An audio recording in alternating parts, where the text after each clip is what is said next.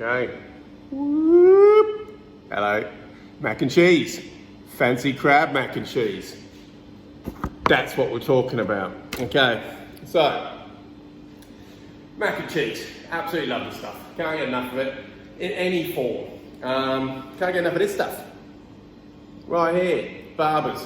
1833. Amazing cheese. Get on that a minute. It's incredible cheese. And one of the things here we're talking about, if you're going to start making mac and cheese, think about your cheese. Like, I mean, obviously I'm your Mac, you know what I'm saying? The Mac. No. All seriousness, get yourself some macaroni. Really good cheeses. So we've got some Barber's. Do you know what? I'm not going to lie to you. Probably wouldn't use Barber's all the time because it is amazing. It's a bit, I wouldn't say luxurious, but I mean, you can use whatever cheese you want to mac and cheeses. I'm using this because we've got it, we're closed at the moment, so best to use up some stock. I'm going to use some, and I'm making a very fancy mac and cheese because that's what I do. I'm a fancy person. Nearly swore then. Nearly swore really badly. The worst I've sworn on any video. Didn't. So let's take a drink. Respect. So we're going to make some nice stuff. I've got some macaroni. I've also got loads of penne. World's biggest box. I'm going to do a lot for my little takeaway shop I'm doing this week. So I'm going to make some normal mac and cheese, and I'm going to make some crab mac and cheese. Now, crab mac and cheese is going to be pretty fancy. I've even got some prawns I'm going to chuck in there, some dill, but both of them are going to get like a buttery, brioche crumb. And in fact, it's not brioche, it's panko. So I've got loads of panko too. But I'm going to show you how to make panko. And panko is a kind of crumb, it's a Japanese crumb. It's crunchy, it's delicious. I'm going to show you how to make that extra buttery, extra delicious. So we're all good. But to start with, we've got to make a mornay. So before I even get into all the fancy bits, which will be later, and there's some very fancy bits today, talk you through some stuff. As I just went, Barber's cheddar, made by the Barbers in Somerset. Absolutely lovely family, great fun. Bit gutted we're not going to Glastonbury with them this year because I believe they were actually going to come this year. But anyway, love them, great people. Their cheese is amazing. This cheese is sold all over the world, quite rightly so. It's our house cheddar here at Knowsley. It's pretty warm in here today. I've got a bit of sweat on. Woo! It's just delicious. It's got enough sharp and crumbliness for a good cheddar. For a block cheddar, it's amazing. It's like literally amazing. But anyway, that's good. Got some of this. The old Grana Padano, so that's really good Parmesan. Also got a bag of, this is a mozzarella cheddar mix. I like a little bit of mozzarella in there because I want it to be a bit stringy. These things here, amazing flavour, amazing flavour. Stringiness, none. Stringiness, everything. We've got that, loads of butter, flour, milk. We're going to make a basic white sauce. Getting the mornay on, so we're going to get over to the stove soon. We're going to do that. I will cook off a whole bunch of pasta too. I'm not going to go through cooking pastas with you because I don't care. Cook pasta however you want. If you've got some sort of fandangle way of cooking it, cook it. You want to throw it against the wall to see if it's cooked, whatever. I cook it how long it says on the packet and then try it until my teeth go through it. It's as simple as that, peeps. Anyway, let's get the stove. All right, so light your burners however you can. Right, pan on. Okay, so we're going to make bechamel slash mornay slash basic white sauce slash whitey cheesy goodness, as we call it in the industry. So if you ever find yourself in a professional kitchen, feel free. I've even forgot the name already. What is it? Whitey cheesy goodness. Anyway, pot, butter. You can see what I've done here is I've got a block of butter and I've given it a bit of a chop. Just to help it, because you can just imagine all you weirdos out there that got melt a block of butter and you put a whole block of butter in and you're just pushing it around like some sort of strange weirdo. Don't. Chop it up a little bit. I shouldn't have to tell you that sort of stuff. I mean, it should be reasonably simple. Anyway, so I'm going to melt this. Once that's melted, so that's a kilo of butter. Well, let's pretend that's 250 grams of butter, just for you guys, right? Then you'd add about 250 grams of flour. So equal amounts of flour and butter, cook it out, and we call that a roux. And that's just sort of that's going to be our thickener. So then we're going to add some milk into it. You can warm the milk up to help the process. I can't be bothered, so I'm not going to. And another good way to do that is, if you want to infuse a little bit more flavour into your milk first to make the best mac and cheese in the world, grab your milk and infuse it with a little bit of bay leaves, thyme, whatever. Anyway, so that you don't get too much of this footage, which is just going to bore the absolute bejesus off you. What I'm going to do is, I'm going to talk to you for a second, because that's just going to be boring. I'm going to put that on time lapse, and you're going to watch me make a bechamel in time lapse, which is me. Butter melts, flour. Stir the flour until that sort of starts cooking. And as you've cooked out the floury taste, so when you get flavour, I'm going to put milk in there, dash by dash until it thickens, and then I'll season it. And I'll probably put some veggie stock in there, some veggie stock powder, because it's delicious and it helps the whole thing go. Anyway, time lapse, I'll come back to you. And that's my pastas over there cooking. So I'm really doing stuff. Anyway, au revoir, French. No big deal.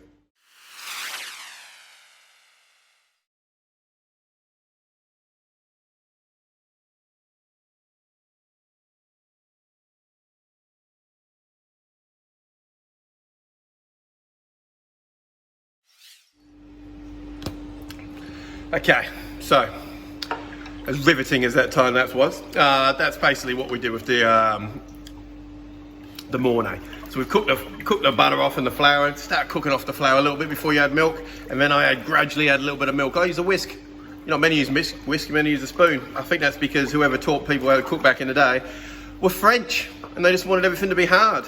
And they thought, sacre bleu, we're not going to let any of you English people make anything. So use a freaking spoon. Like, no, use a whisk. Anyway, enough of my anti-French sentiment. Yeah, so slowly whisk the milk in, and then it starts thickening instantly. And then once you've added a fair bit in, the milk flows in a lot readily. If you add the milk in too quick to start with, it's going to become lumpy.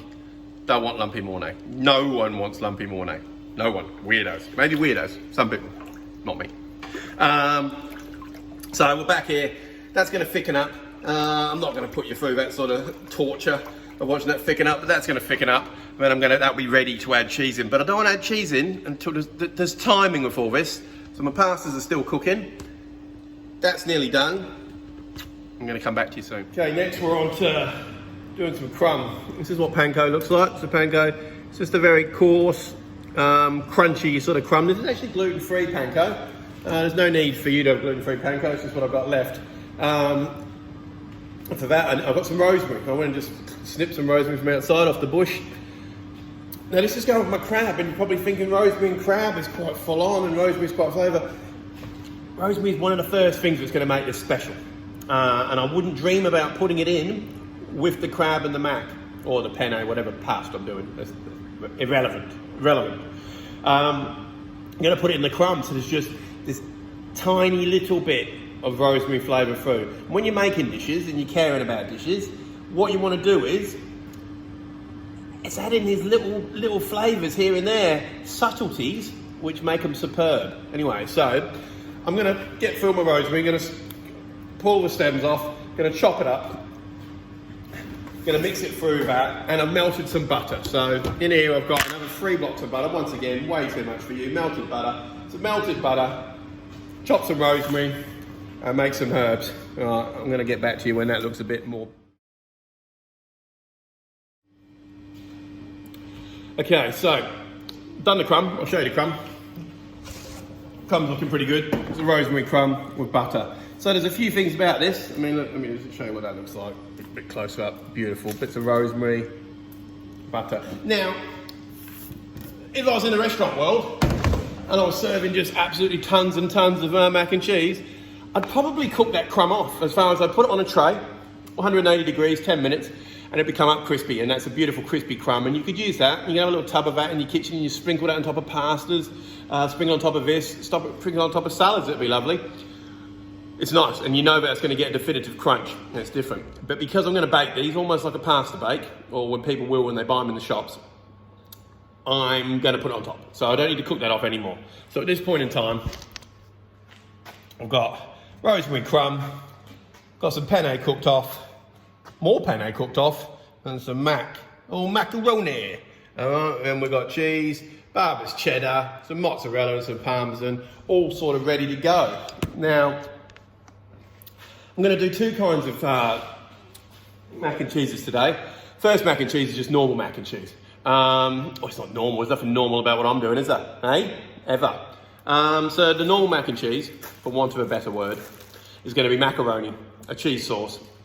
I'm going to whack some basil in it, because I just love basil. And I'm going to put some truffle oil in. I'm going to put truffle oil in both. Now, truffle oil gets a bad rap. People love or hate it. It's the Marmite of the truffle world. I love it. If you don't like it, go away. Turn the video off now and pretend we never met. It's fine. I've got no qualm with that. It's like everything. It's got to be subtle. I mean, this really should be called subtle and cheese. That's how so many flavours going on. And there is going to be quite a bit going on, even in the plain mac and cheese. Now we're calling it plain mac and cheese. We've really come a long way. Because I want to finish a few things with like some creams and some creme fraiches and stuff. But we'll get to that. We're getting ahead of ourselves. So, where am I? Okay, cool. So we've got that. We've got a normal mac and cheese, and we've got the crab mac and cheese. I've actually, for the crab mac and cheese, let's get my tray down.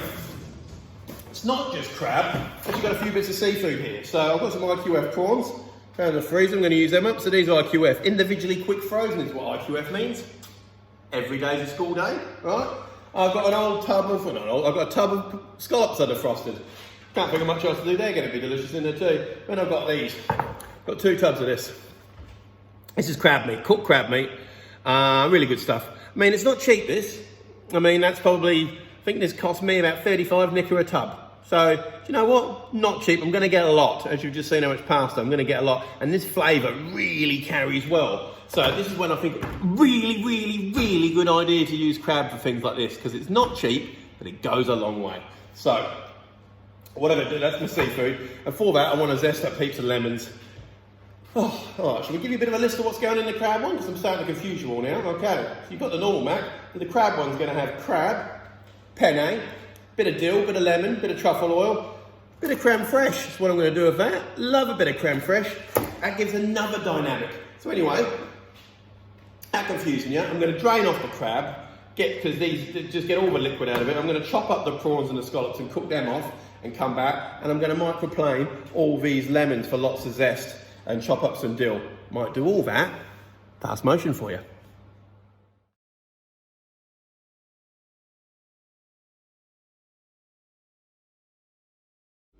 Okay, so in the grating world, so I'm going to get my cheeses sorted. I need to grate it all up. Okay, so Barber's cheddar, here we go. I'm not going to make you sit through this entire process. I just want to have a quick chat to you about the amounts I'm making. So obviously I'm making a large amount. So I need you to sort of just, you know, work out you're not going to need as much as me. I'm probably going to use, when I'm making the mornay, I'm making a kilo's worth of butter. I dare say you won't need more than a block of butter's worth, which is, you know, a quarter of that. I make a lot because I'm doing it for my shop, and I'm not going to do 2 separate amounts to do a little video for you and some for the shop, because I don't care that much. I care enough to do it. I don't care enough to do a small amount. Because I don't know if you know, if you've ever tried to make a cooking video, I'm trying to not be a martyr. There's a lot of work involved. Anyway, so what I'm going to do, got one of these. You've all got one of these. Grate your cheese. Usually I wouldn't grate the amazing Parmesan on a block like that, because I like a little bit more micro, but this is just going through a sauce, so you just want some flavour. So I'm going to grate this, going to grate my block of Parmesan, I'm going to, Barber's, I'm going to grate my Parmesan, and my mozzarella. I'm going to mix them all together, so when I made the mornay, I've got my cheese ready to go. And I'm going to cook pasta off as well. Anyway, all I'm going to do is gratey. I'm not going to go through grating with you, because it's just ridiculous. There you go, you've seen how to do it.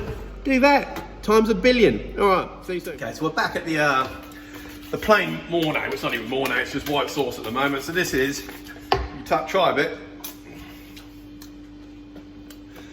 It's not much really, it's not floury, because I've cooked it out properly, so you can see how thick that is. You want it nice and thick, so on a spoon, you can see that, no, you can put your finger through it, doesn't drip. So that's plenty thick. No cheese, no flavouring in there at all at the moment, so what I'm going to do is a bit of veggie stock powder. I do like veggie stock powder, so a bit of veggie stock powder, quite a bit I suppose, just going to flavour it. Black pepper, some white pepper, I like both the peppers in here, and some salt. Good handful of salt, not too much, because you've got other bits of the salty, like cheese and stuff going on. Then we're just whisking it. Excuse me, Mr. Pepper. Good whisk to get all those flavours incorporated. Have a good taste. Superb. Alright, cool. Now, we start adding some cheese in here now. So, let me get my cheeses. As I said, you can use any cheese you want. Excuse me, taking the coffee back. I'm using Barber's cheddar, some parmesan and some mozzarella. Here we go, all in she goes. You can make a blue cheese. You can make a blue cheese mac and cheese, it'd be delicious too, or whatever you like. I am quite a fan of the orange cheese, like rubbish American orange cheese for mac and cheese too. But not today, so you probably could use a bit of red Leicester or something. So you've got lots of cheese in there. We're mixing it. This is when it starts getting a little bit more lavish, so you're just thinking, you've seen how many tubs of pasta I've got. This isn't going to be quite enough to cover it, but we've still got a few steps to go, because this has got to coat pasta and then I'm going to bake it, so I need it a bit looser. So always start thinking about the thickness of your things. If you're going to put something back in the oven, it wants a little bit more liquid so that it can just help it on the way. Right, so that's really thick. Oh, that's horrid sound, isn't it? Super cheesy, super delicious. Alright, I'm adding some cream to that. So I've added just over a litre of cream is what I have done. Stir that up good and proper. And that's loosening it. I always add the cream after, or the creme fraiche after, because it loosens it up. That's what we want, loosey-goosey. Alright, so get in there, yeah. I'm going to add probably most of the separate flavours into the tubs as I go, so I'm not going to make the sauce. So this sauce, by the time we finish now, is just cheesy goodness. Is that going to whisk any easier for me? Not really. Just going to stir this all in properly. Take you a bit of time, because this cream doesn't mix in too readily. Getting that, beautiful. I'm going to add some bar truffle oil too, because truffle oil's one that's going in both. So I'm adding half a bottle, but this is a lot. You just want to touch. You just want to touch in yours. Oh, it smells amazing. But once again, that smell really puts a lot of people off. So feel free to leave the truffle oil out. Whatever. Just, if you don't want it as nice, just don't put truffle oil in. You want average mac and cheese. No, that's fine. But the oil also helps it become a little bit stringier too. Look at that. Starts doing its thing. Alright, I'm putting truffle oil in at this early stage. Will make it not as full on. If you just drizzled a little bit on the end, you'll certainly get a different vibrancy of flavour. This one's just going to be a bit more undertone, which is what we want. Subtlety in cheese. Alright, so that's delicious. Alright, so there we go. That's your truffle mornay, basically. So that's pretty good stuff. Alright. I'm going to go start making up some stuff in tubs. Alright, we're going to start the builds. I've got my tubs here. Just got to imagine this is smaller and do the same. So, get my mornay sauce, split that between 3. 1, 2, 3.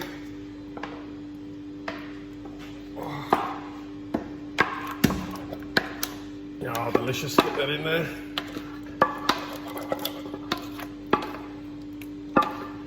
It's going to be so good.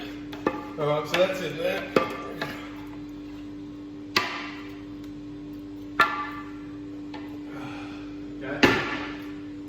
Okay, so that's my splitting that up.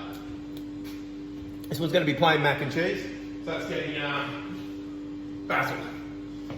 Basil's going in there. That's all you're getting. Now between the other two, I'm going to split up.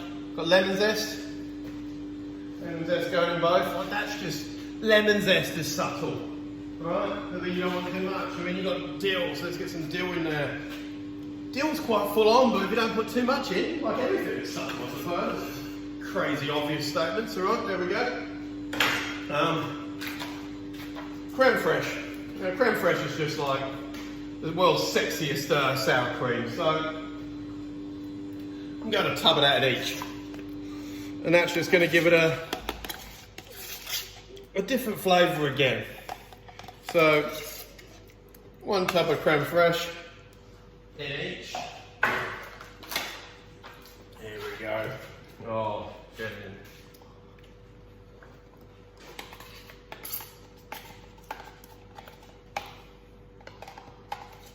In she goes.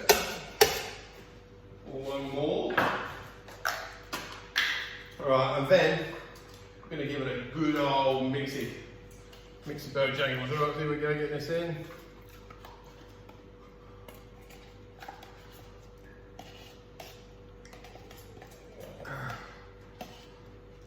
Right.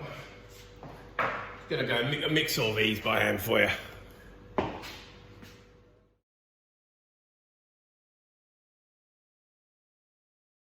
Okay, so that's all mixed in. And I've got the crab. So I'm just going to split the crab between the 2 crab ones. You see, it's not loads of crab here, but there's definitely enough. This will just flavour it so well. I mean, this is one of the most expensive items I put in my takeaway shop because I'm selling little meals for people that are furloughed and pensioners that can't get away and stuff. It's been a big seller. I only put it on the menu. I haven't sold one yet, but I mean, as far as haven't given one out yet, we've sold about 15. So lots of people going there. I did have a bit of extra seafood, as I told you. So what I did there was some prawns and some scallops. I've given them the lightest cook because I don't want them cooked all the way through. They are pretty much cooked all the way through because it's hard to put any sort of heat to seafood and not let it cook. But didn't want to put them in raw. If I was doing it at home for one serve, I'd have put them in raw 100% and just tossed them in the sauce and do your thing. Now, when I was stirring this before, it's still a bit thick, so I've got a bit of extra cream as well. And the cream I'm just going to gloop in there, so a little bit extra in both of them. I'll go and go a little bit more on the planey too.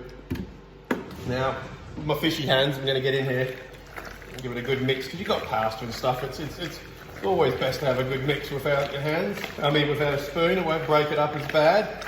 Get to feel it too. You want to get to know your food when you're making it. You know, like, how you going? Yeah, I'm all right. Yeah, how you doing? What have you been up to? Oh, not much. Lockdown.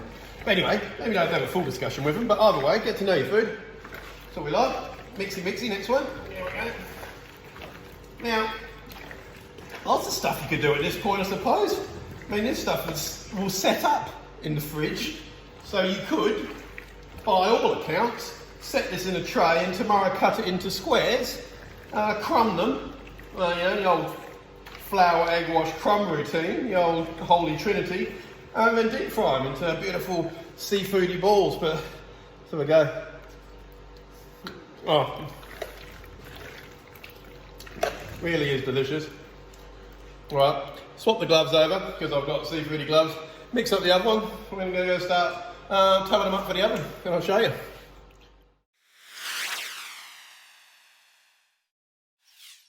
Okay, these come out of the oven. This is my